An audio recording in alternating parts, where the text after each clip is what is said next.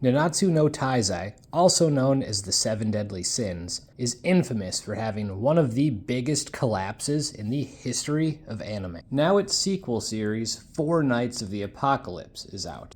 Does Four Knights continue to bring shame to the House of Leonis? Or is it a long-awaited redemption for a once-beloved series? By the end of this video, you'll have my answer. The things that plagued Seven Deadly Sins post-Season 2, or 3, depending on how you watched it, are obvious. The show switched studios, decided to censor blood in a show that's always had it, for a few episodes before Backlash forced them to change it back.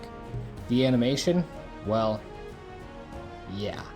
The character dynamics and relationships that were the heart of the show were greatly reduced. Great side characters were kicked to the curb.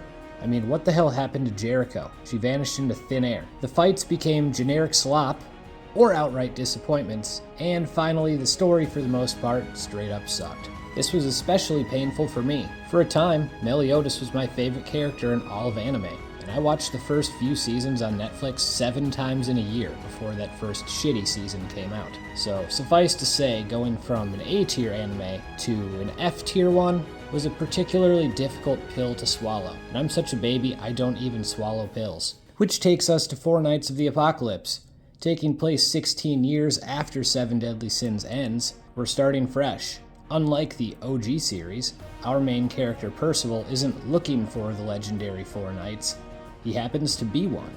He's actually looking for his dad, the man who killed his grandpa, so he can, in his words, kick his butt. Which, as you can probably guess, leads this to be a decent amount sillier than the original series. Not that Meliodas' perving and Bond's worshipping of Hawk weren't silly, but this takes it up a notch or two for sure. The greatest strength of the Sins was that simply watching them hang out was a blast, because they were such fun characters to watch. They didn't have to do anything to be entertaining. Meliodas could be groping Elizabeth, with Diane getting salty in the corner, and somehow it would work.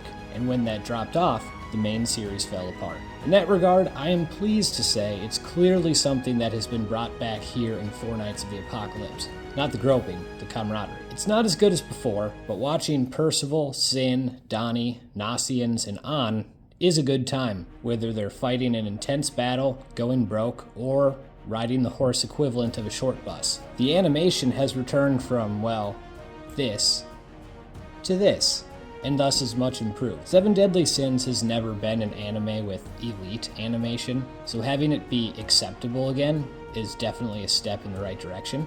Unlike the animation, Seven Deadly Sins has always had an incredible score, thanks to living legend Hiroyuki Sawano. So far, I can't say that Four Knights has lived up to its predecessor in this regard, unfortunately. The intro theme is good, and overall the music is solid, but it's still a big step down from where we were. As for the story itself, it's been simple and straightforward so far. Percival is on a mission to find his dad and meet some friends along the way. Again, simple, but so far, pretty effective. There's been plenty of comedy, but also some heartfelt moments and some interesting fights that feel fresh again because of some really intriguing abilities, something that completely went away at the end of the original series.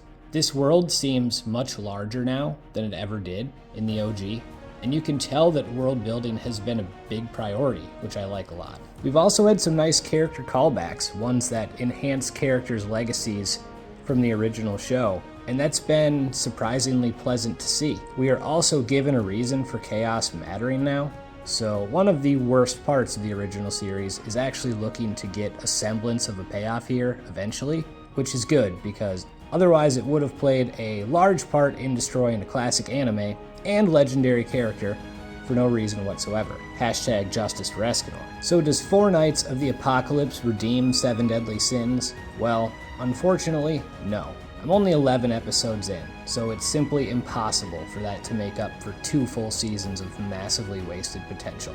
However, it is a clear step in the right direction. It's much better than the final 2 seasons of the OG by a wide margin. It's comfortably a good show and has a lot of promise to get better. There's a likable new cast, opportunities to use legacy characters to their potential, and a bigger, more interesting world. It's built on a few things that failed in Seven Deadly Sins that are now retroactively a little better. Things like that matter.